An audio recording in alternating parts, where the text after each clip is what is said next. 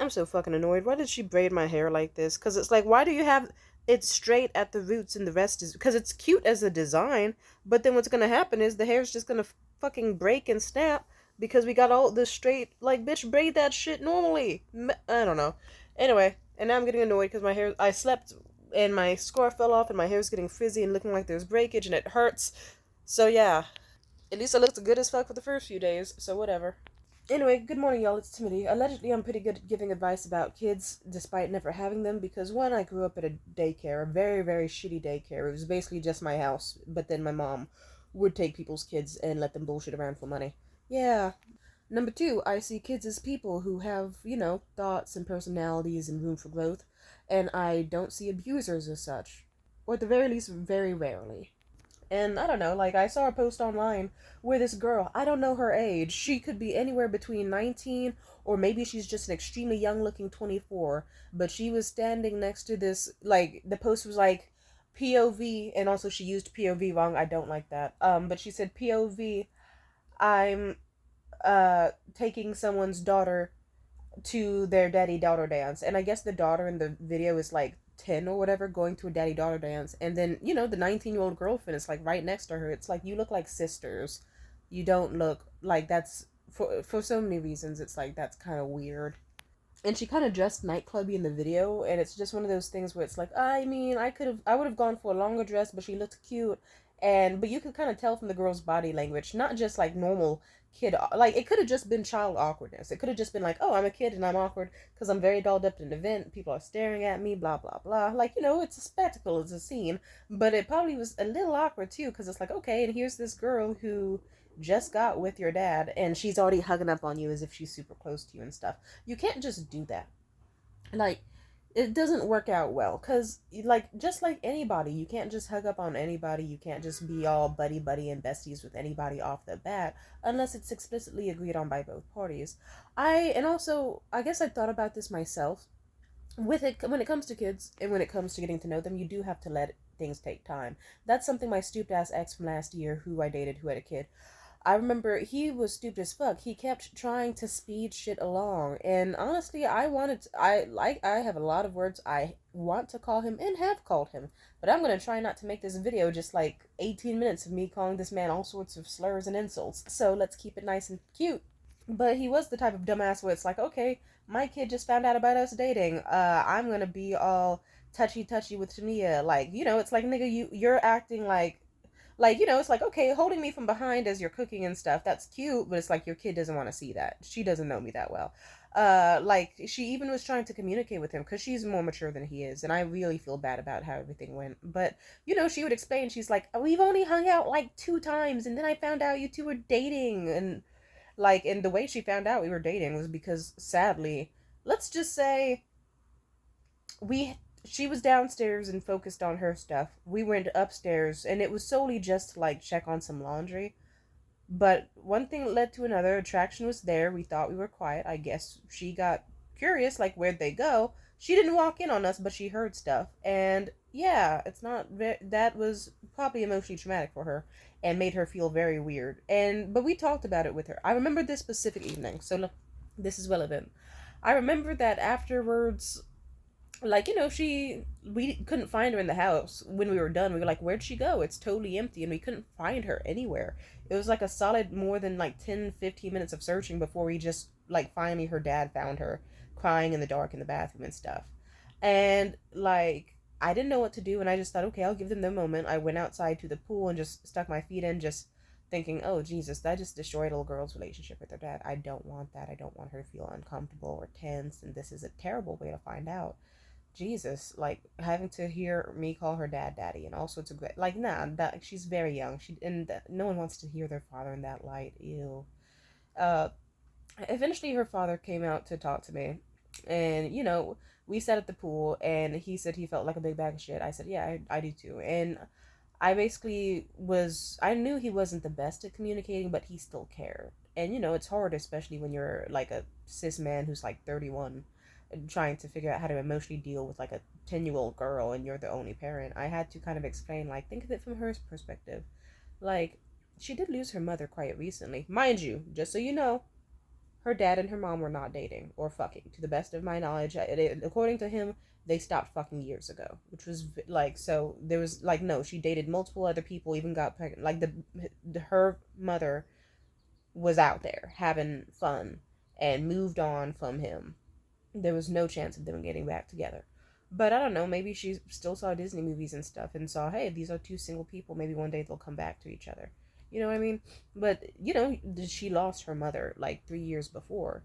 So she was still probably just feeling really like, oh shit, am I going to get a replacement for my mother? Is Tamia going to be my new mother? I don't want her as my new mother.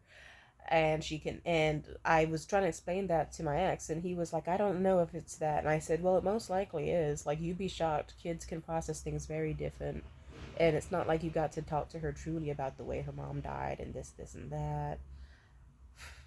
And I also explained like other ways, like, think about it, she got to hear her dad in a romantic and sexual manner, which she probably just saw you as nothing but, like, a father figure. you know she, like, those types of urges and stuff, it can be very bad, and I had to walk him through it. I was like, when I was young, I remember how awkward it felt to know that, my mom, who was the one to throw me little birthday parties and, like, have inside jokes with me and do this and do that and cook my food, it was weird to see her, like, getting motorboated by my stepdad one day when I walked in on them.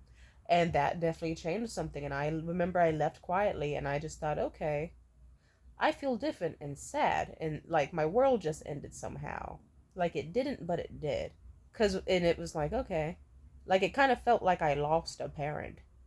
Like I know, like she wasn't dead or anything. She just got fucked, and I saw, but it was still like, oh, I feel like I lost how I see that parent from now on, and can never see them in the same wholesome light. Like, oh, they have desires like the rest of us, and I explained them like a bunch of other options to him, and like, but the daughter was kind of going nonverbal. We did eventually get her out, because, like, and I noticed that she was still warm to me, but she hated her dad, because I guess it's like, she was like, okay, to me, like, I guess in her mind it's like, okay, to me it's nice and cool, and me and her had done a lot of bonding at that time in a short amount of time.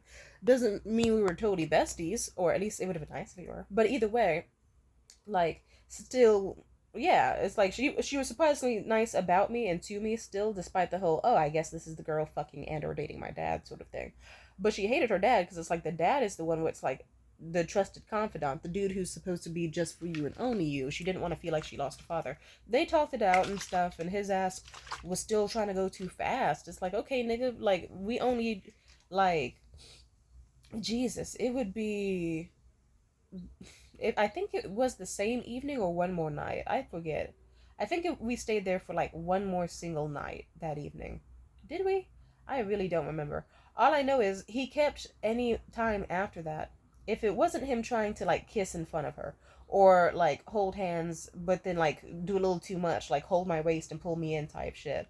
Or if it wasn't like being, it's like, even in the moment, I kind of was trying to convey, but he's such a sensitive little dick. I was trying to convey it's like that's still too fast for a kid. Still too fast. She was trying to convey it to him too. Like a very mature 10-year old. Even though she had her moments, it was totally understandable why she would flip out sometimes. Because she would explain it's like, we've only hung out with her 2 times.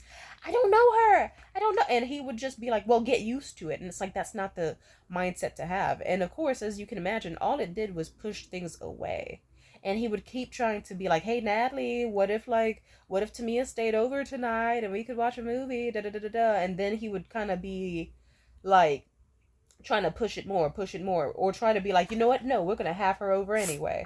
And then she'd start crying and shit. And I just kind of thought, I forget how I handled that. Like on my, like I do still feel responsible. That's like I could have handled that differently myself, but I do kind of remember thinking to myself, like even the closer we got to his house, the more the crying intensified, and I was just like, I just wanted to be like, I think you should take me home. But at that point, that broke ass nigga would have complained about gas money or whatever. And also, I thought maybe it could get better. And there were some good moments and some bad moments. But I will say, eventually, like, oh, this is the story I really wanted to tell. I know it took 9 minutes to get here, but it's kind of worth it.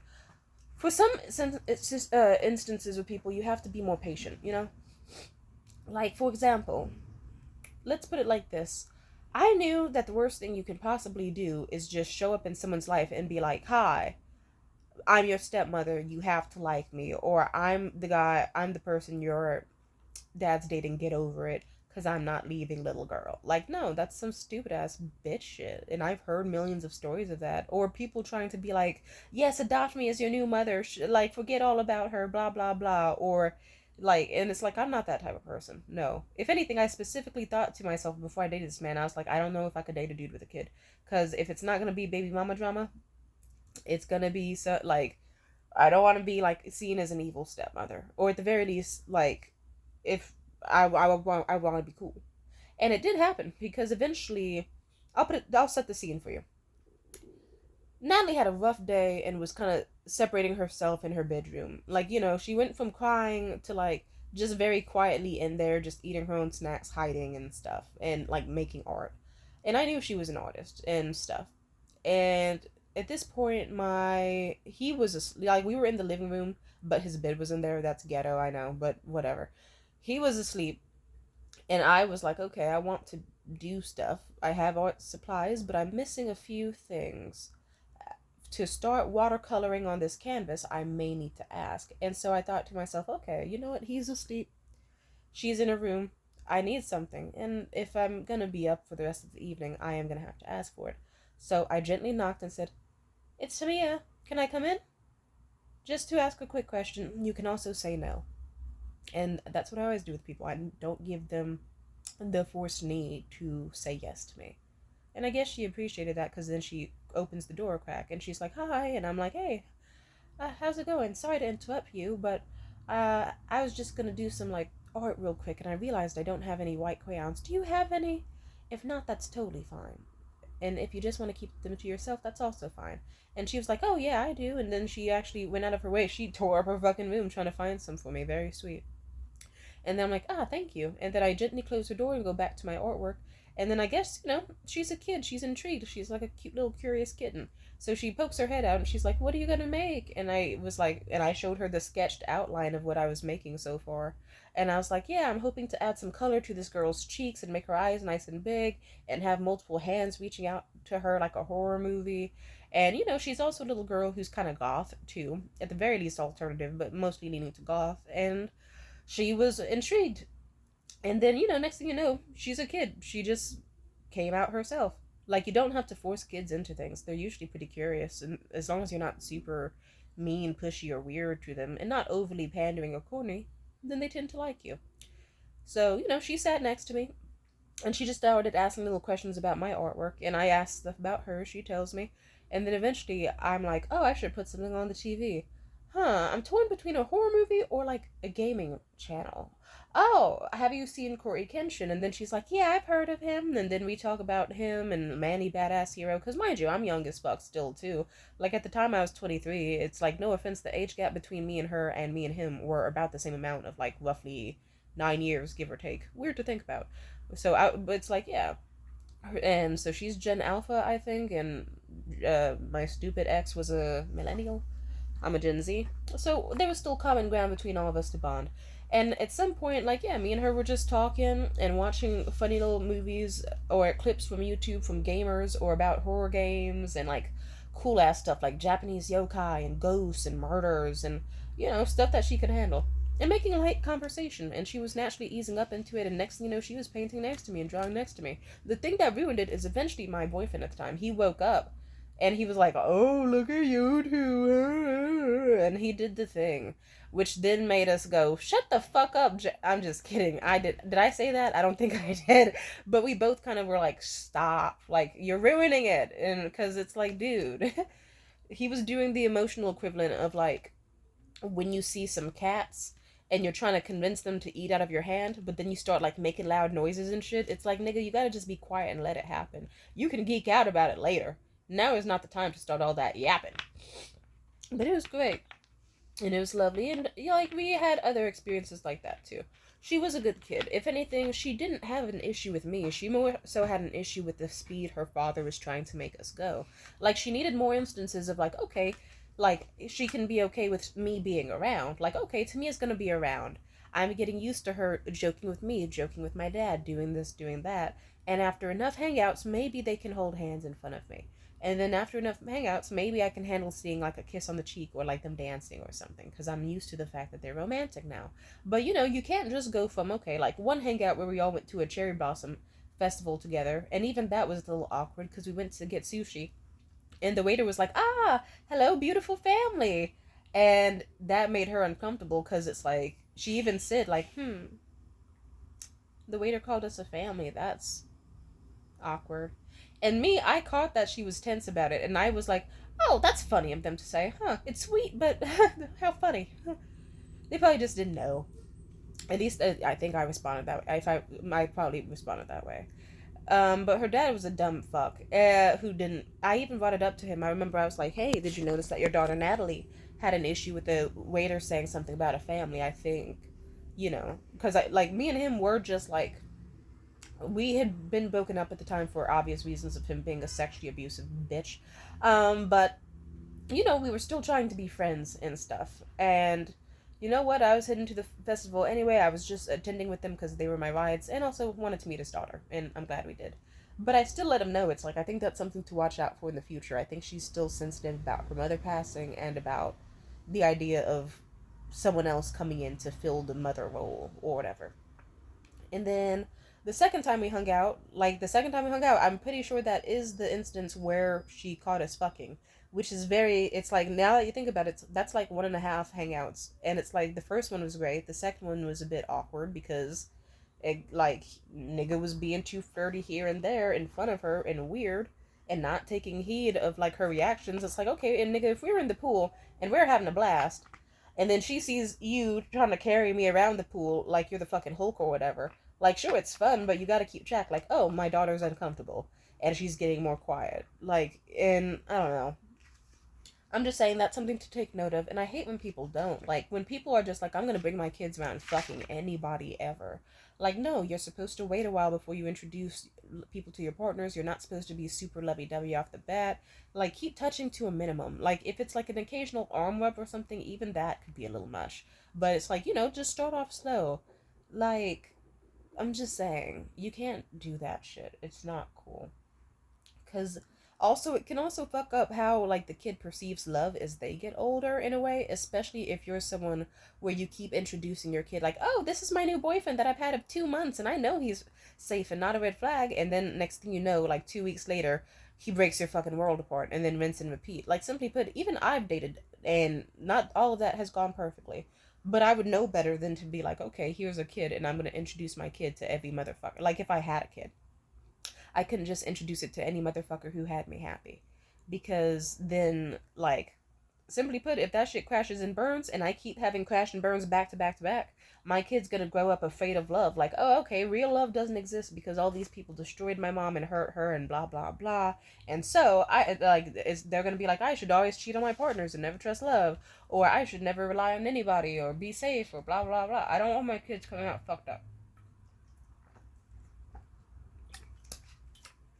And more people should care about their kids coming out fucked up. But not everyone does. I don't know. Some of these people who are parents, they're just so fucking ridiculous. I don't know. Anyway, but I guess the good thing about dating a dude with a kid was like, we got to, certain things were able to happen. Like, I was able to explain certain things to him, like about his daughter maybe becoming a furry and how to navigate that without, like, totally corrupting their relationship, and how to safeguard her from pedophiles and this and that, and behaviors to look out for and all that. And also, in regards to the way that her mom died, I really hope that she does get told. If anything, I even have to tell him she knows your phone password and can probably read all of our texts or whatever is in your notes app or whatever. Like, because she asked for your phone, you give it to her. No offense. And she had already been hinting for a while, more and more, about, like, feeling sus about her mom's death and wanting to truly know. And I even had to tell him, I was like, I think it's time. Because the longer you go, letting. Because, like, I had to tell him, it's like she probably knows that her mom didn't die of COVID. She's probably heard our conversations, read our texts, or in general, just knows. Because it's like she probably filled in the blank herself and said her mom died of COVID. But it's like, you need to tell that girl at some point. Because if she grows up to be a teenager still feeling like, I kind of had to explain. It's like, I don't know. We're getting a little off topic. I'm just saying it's like you need to see your kids as people who deserve to know things and deserve to like be safeguarded from things, but also know other things. And I think you should safeguard your kids from like other people because hell, like even when me and him broke up, I'm pretty sure, like knowing his tantrum ass. Oh, sorry, I have a booger. Sorry, don't look at me. Don't look at me. Whatever. When did that get? Has that been there the whole time? Sorry. Cool. I'm excited for that clip to be on the internet forever. Whatever. But simply put, I'm just saying, like, treat your kids as fucking people. Like, I think it's dumb to. I don't know. I just hope he fucking tells her. Because for the most part, like, it doesn't matter how anyone else feels, the welfare of a child is extremely important because children are our future. And at some point, we were, and maybe even to an extent, are still children. We know the shit that we shouldn't have seen when we were young, like parents fighting, never taught, like, hell, that's why my ex, that's why he couldn't fucking communicate properly, because he always saw his parents fighting and this, and that. So, if you see your dad body slam your mom a bunch of times, you're gonna be used to, like, oh, okay. I don't need to learn how to talk because they never taught me how to, but also roughhousing with women is okay. So it's no wonder his relationship with his baby mama went the way it did. I didn't learn the severity of it until much later, like the end of our relationship, basically. But yeah, the way we treat kids and how what they see and how they hear and interact with it matters. And I wish that things could have gone a little differently for that little girl, but I hope that she will grow up in life okay. And I hope if someone's reading this or watching this, I hope that you know that it's like, just try to prioritize your kid. The world is a hard enough place for everybody, and especially kids. They're the most vulnerable people on this planet, and you probably have a moment you remember of when you were a fucking kid and you didn't get the help you need, or you were put in an uncomfortable situation that could have been handled a lot better. I implore you to try. Peace out.